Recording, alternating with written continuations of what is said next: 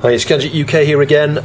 This is an exciting moment. I've been waiting for this for ages. I think it's about 2 years actually. The FPGA SID. So the SID chip is the sound chip from a Commodore 64 or C128. The two different variants, there's the 6581 MOS chip and the 8580. Now this replicates both, but it'll also do stereo, like true stereo, as well as pseudo stereo, and you can actually disable and enable the individual channels for the SID chip as well, and it will do two SID chips at the same time, which is sweet. So you can see the PCB there on a little bit of anti-static foam.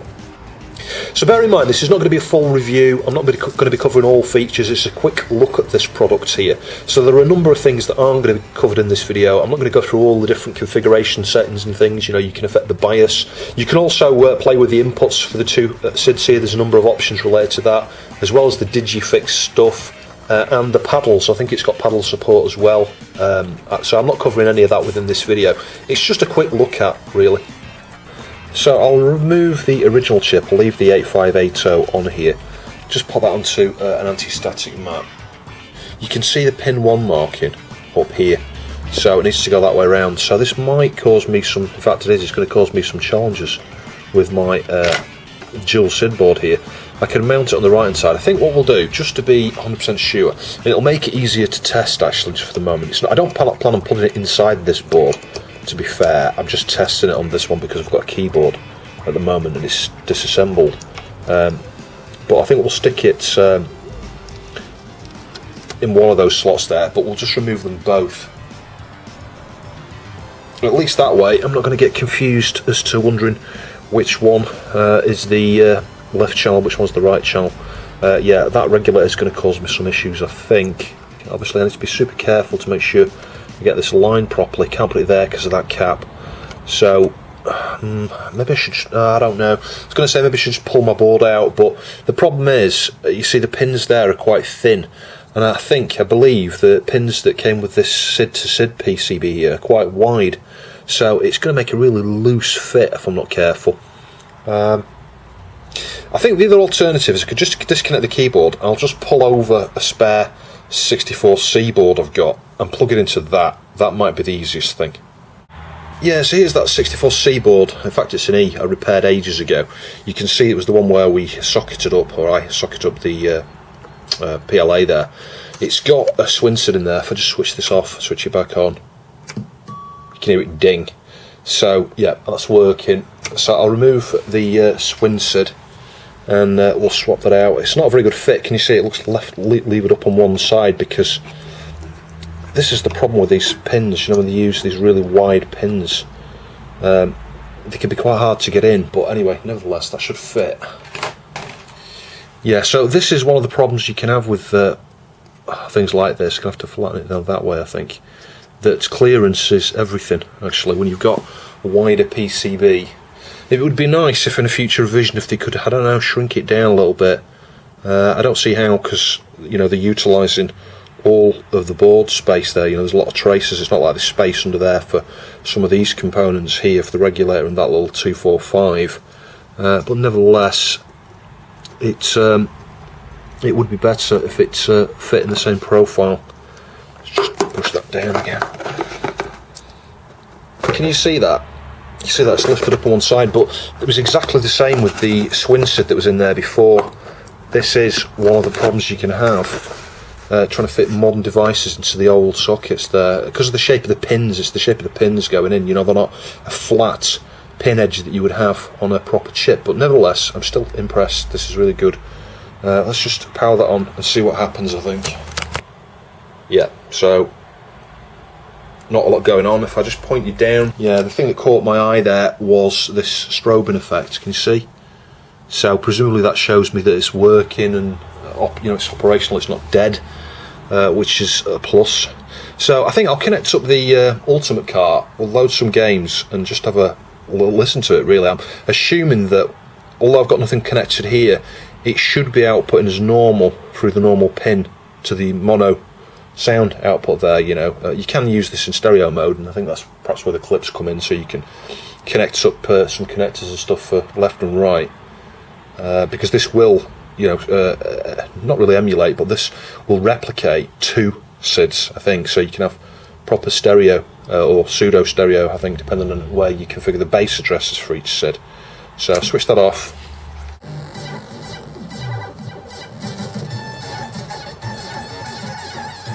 Yeah, so initial tests just on commando here. Obviously it's working. I'll show you the LEDs. Yeah, as you can see, the flashing on off and on there with the different channels activity. But I'm not sure how this is configured at the moment, so I think I need to load the software up perhaps before doing anything else, just to have a tinker with that and see what difference that makes. But I'm also keen to try a few games out that I know can suffer with problems, certainly on the Swin SIDs, namely R-Type and Alien. Those, it's very easy to hear the issues there.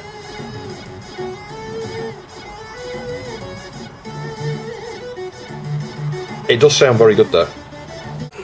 So let's load Alien.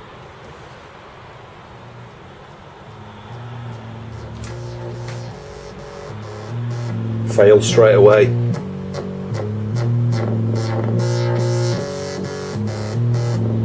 It's stopping too much. The rumble's pretty good. That sounds quite authentic. It's going to do. It stops too soon. There.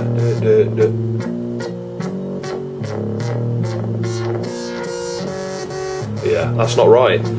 So I would say that, yeah, okay, it's early, there's going to be bug fixes and things to this, but if you compare that to an actual 858 or actually a 6581, you'll be able to hear a distinct difference there actually, and it's not just a case of all of the old chips having sort of different sounds and things. I'm talking about in general, there's a characteristic there they've not replicated precisely. For the most part, it sounds pretty good actually, but there is an issue there. I can demonstrate that by playing this on some real chips so you can hear, but yeah, I always use this game to test because, yeah, that's not right.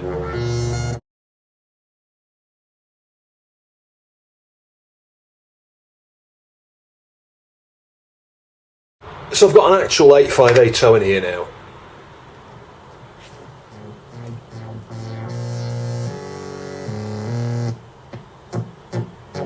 You can hear the difference already.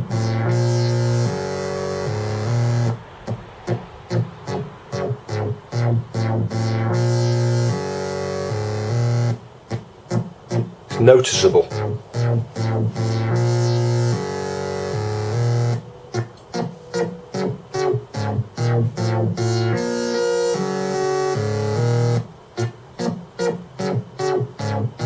The interesting thing was with the 8580, it does sort of cut the notes short a little bit, in the sense if you compare to a 6581, it's different. I could perhaps demonstrate that in a minute, but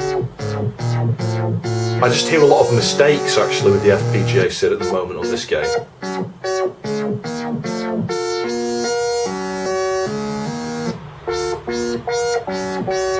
Yeah, very different. So this is now on a Swin SID Ultimate, just so you can hear the difference between this chip as well.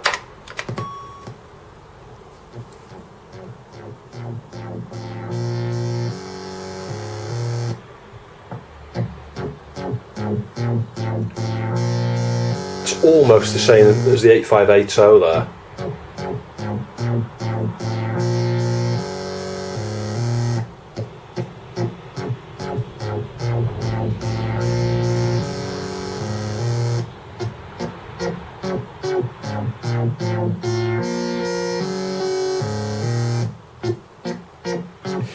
But if you've got an original Swin SID, it sounds awful because the oscillator 3 and envelope 3 registers are not replicated on the original Swin SID. But on the Swin SID Ultimate, it sounds blooming good actually. When I did that initial review of the Swin SID Ultimate, I had a few people, well, one person in particular, kicking off, saying, "Oh, clearly you've not listened to it. There's all sorts of things where it sounds awful." I was like, "Okay, well, tell me where they are." He never came back because I don't think there is. The Swin SID Ultimate is very good. Now I'm not saying it's perfect, but just at this point in time, in relation to this game, it sounds as good as a real chip pretty much. And I guess, just so you know what I'm talking about, I've put the Swin SID in here actually. This is the original Swin SID.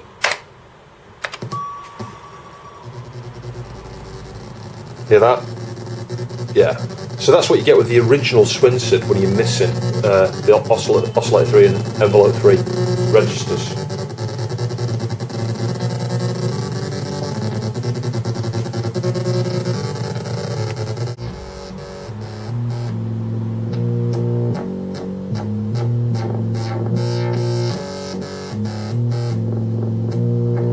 Yeah. I mean, the grumbling and growling there, I'm guessing this is in 6581 mode, is very similar, if not identical, to 6581 actually. But it's the way it's, I don't know, it's doing something strange. And if I'll let this play through now, just listen how it goes a bit crazy.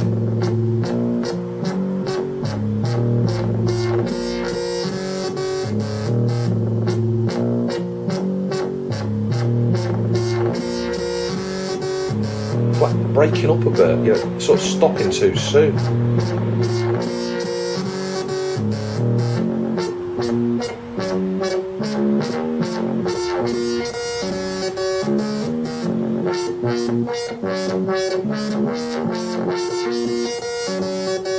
Yeah, you know, that's not right.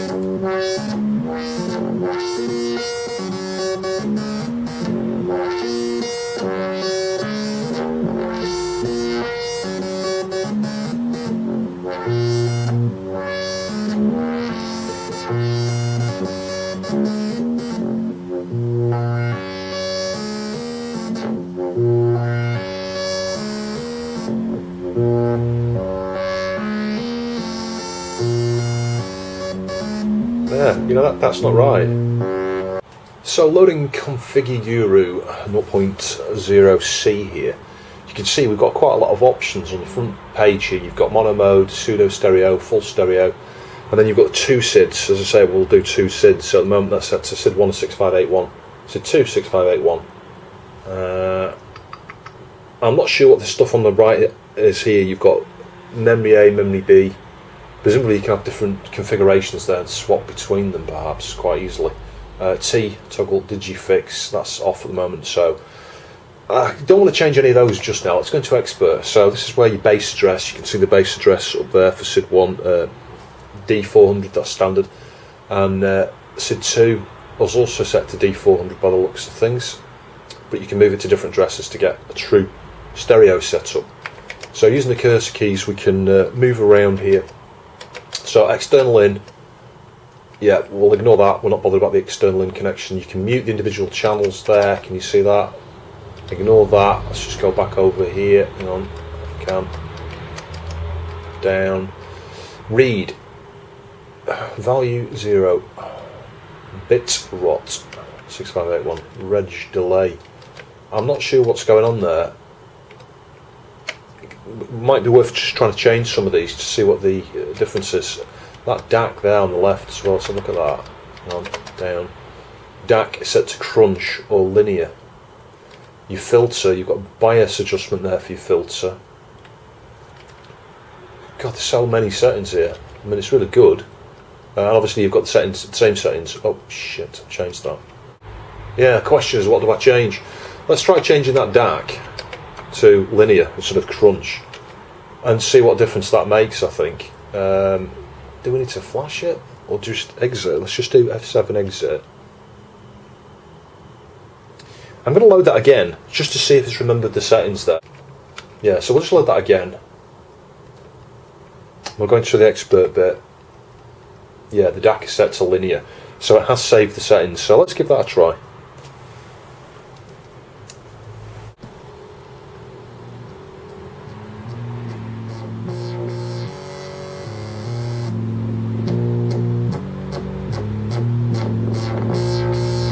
Sounded better already, that. Much better. So straight away, I think I've worked out what the problem is with that. Yeah, that's much better.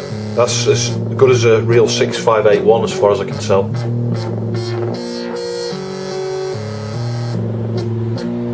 Much better. Yeah, consider me impressed. I'm not sure what that crunch setting does, but if you're anything like me, you might want to switch that off and switch it onto linear. Yeah, the distortions and stuff there sound really good, you know, they sound just like my 6581 does. The rumbling as well on the filter.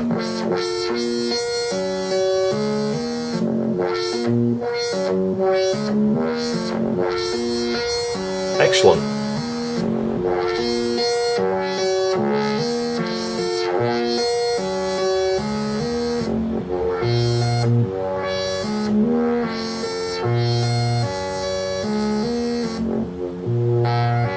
Yeah, I mean, it's not quite 100% the same sounding as my 6581, but then again, it's never going to be. The filters are all, you know, different between these chips. Sounds really good though.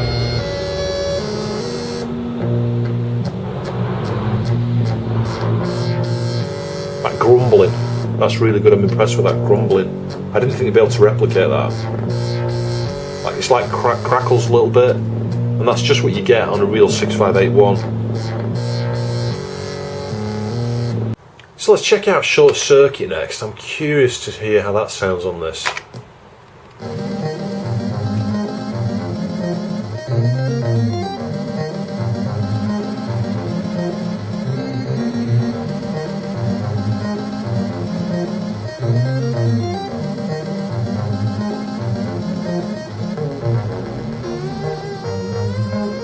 Yeah, that's really good actually. That sounds just like a 6581.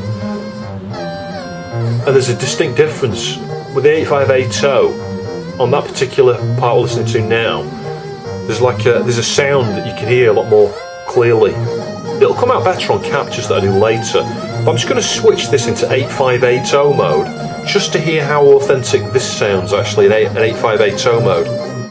So going back into the configuration program here, just press 1, and as you can see there, it's changed the SID to an 8580. Yeah, can you hear that?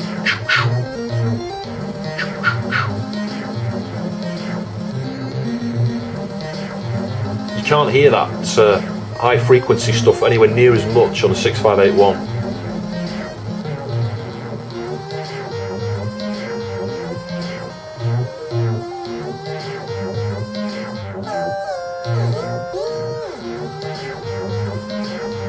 Yeah, it sounds very good.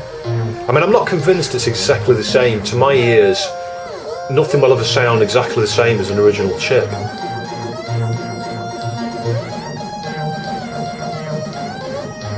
I can hear a bit of clicking there as well that you can't usually hear.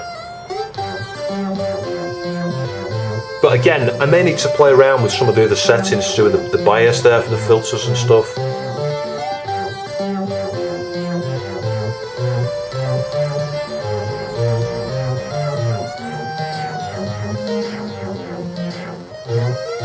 Let's try Wizardball.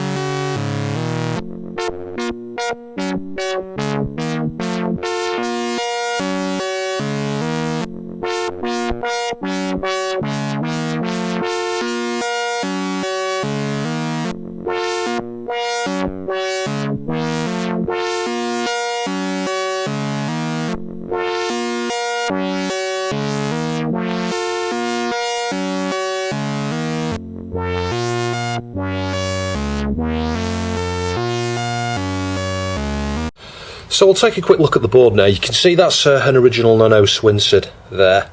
So you can see that, there's quite a large size difference. So yeah, whilst this will fit in all the different models there, accommodating it in certain configurations like mine, where you've got a dual SID PCB, could be a bit of an issue. You might need to rearrange things. I mean, in my instance, I can actually remove and relocate a cap.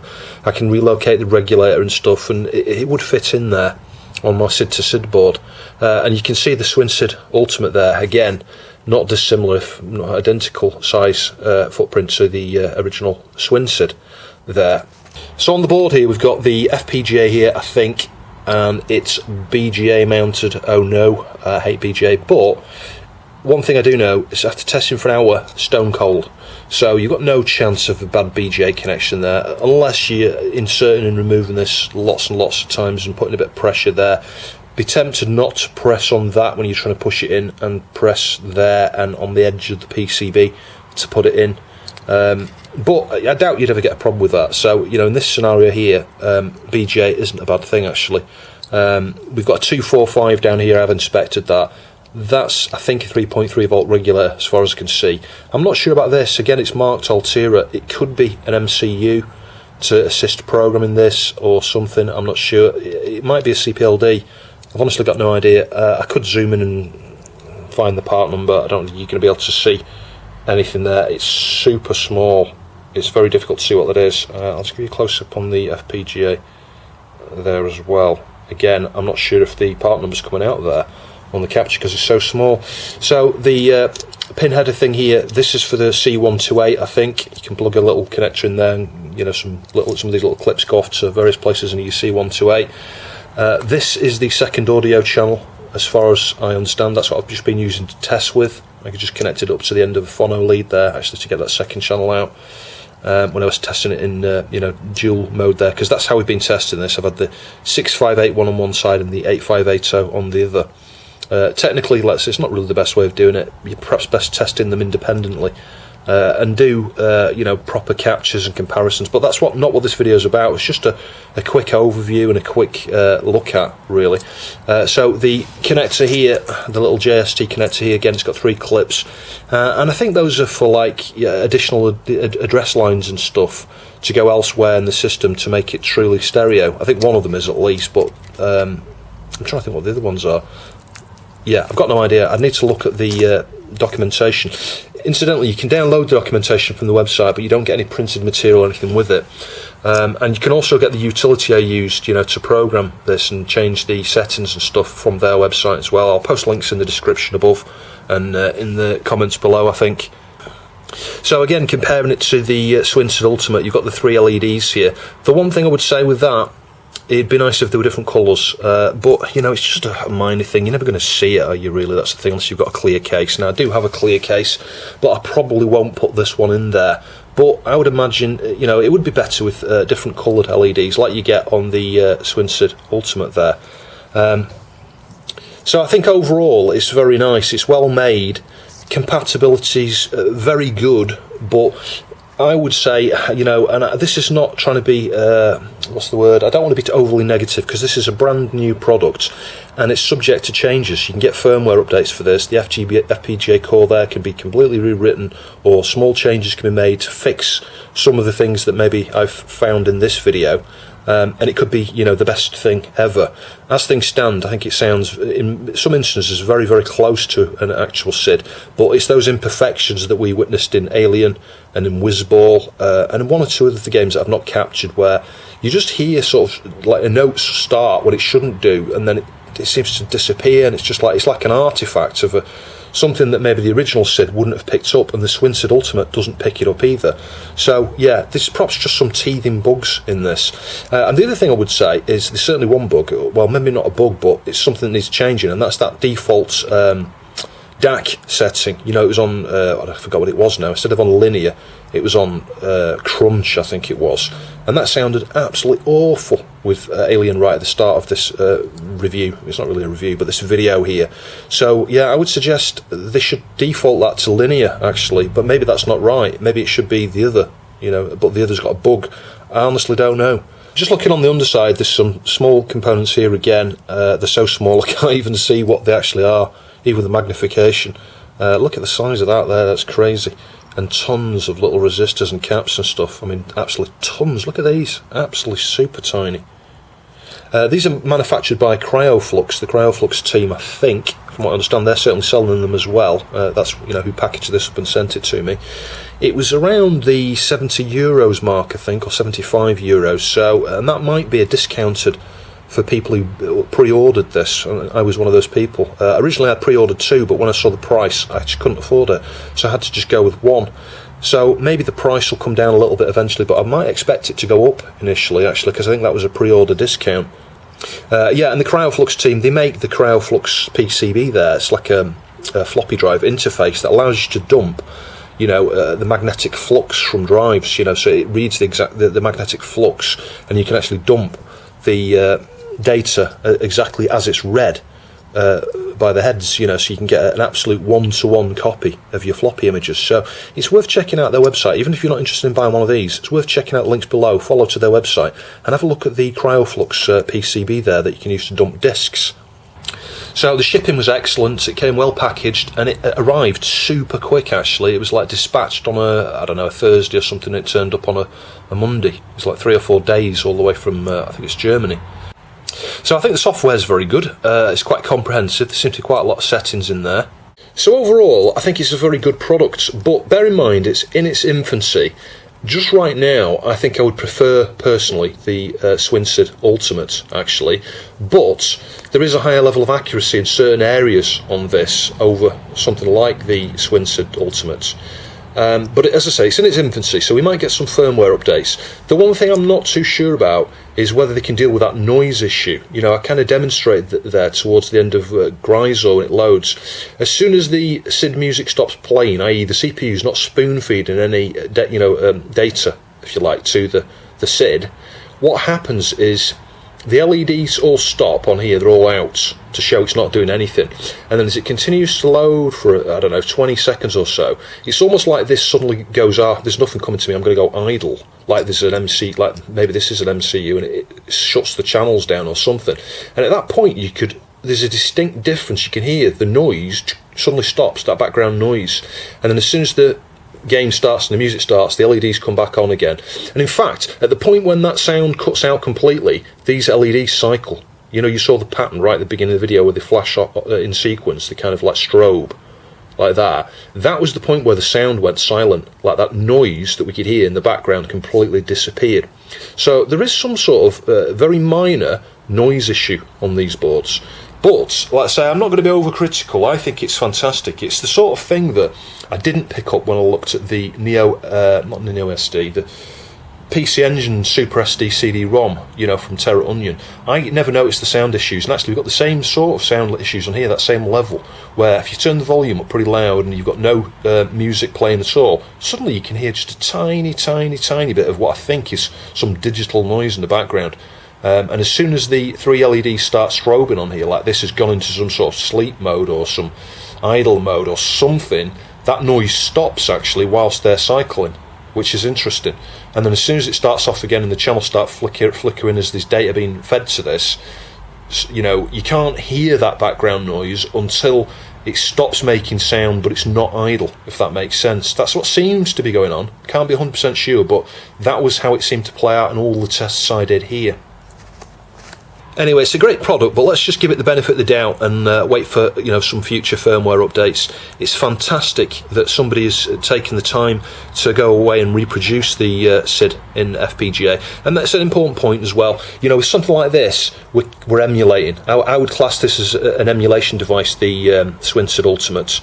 You know, you've got an MCU on there. It's much faster than the frequency the system runs at, in order that it can, you know, trigger on the right levels and things like that. You know, it's like 32 megahertz or faster, this, I think. Whereas something like this is a reproduction of the original hardware in, you know, an FPGA, which is a field programmable gate array. So, you know, you've got like, you know, massive amount of logic cells in there, and they can all be configured in, you know, many different ways to replicate all sorts of different ICs. And obviously, you know, the number of gates in there dictate what you can actually replicate in there. And I'm guessing that's why we've ended up with two SIDs. You know, this replicates 2 SIDs. That's one plus point over something like this. You don't need to get a dual SID board or 2 of these or 2 other SIDs, you know, to get, you know, dual setup and stereo and all the rest of it. You can do it really super easy with one of these. So that is a really strong plus point and a selling point on one of these, actually.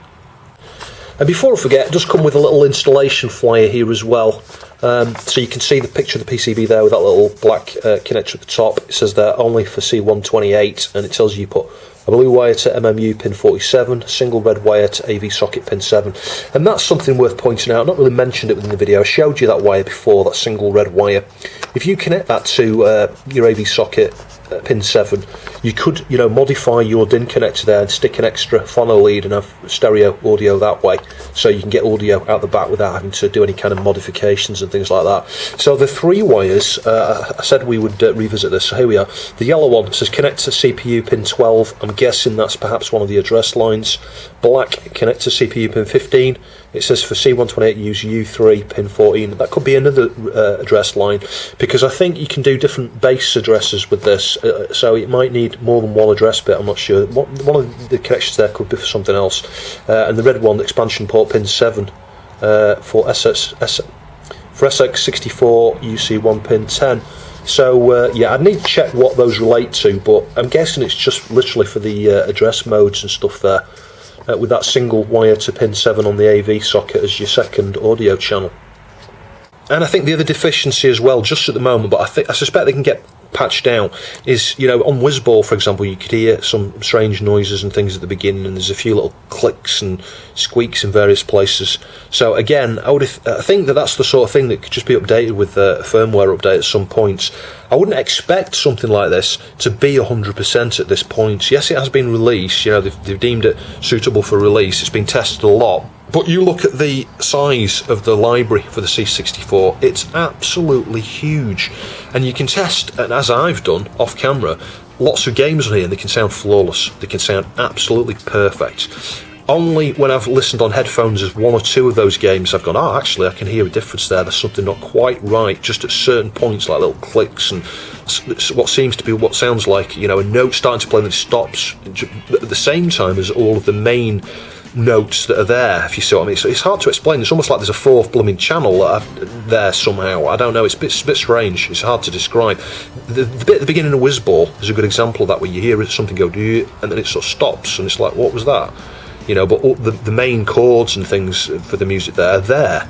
It's like nothing's really missing. It's a bit strange. But like I say, in many games, everything can sound absolutely flawless, and you'd be convinced it's the real thing. And I guess the only other thing there is, like I say, is me listening on the headphones there on the computer. I could actually hear that noise. I didn't hear the noise until we went on the computer there. On the PC, there was nothing at all. Now, there is a chance that my capture setup has introduced that noise, but I don't think so, because it did coincide with the LED strobing thing here. As soon as they started strobing, the noise went off. There was no noise at all, as if something on here, like I said, powered down. Anyway, I do hope you found the video interesting. Thanks for watching, and I'll catch you in the next video.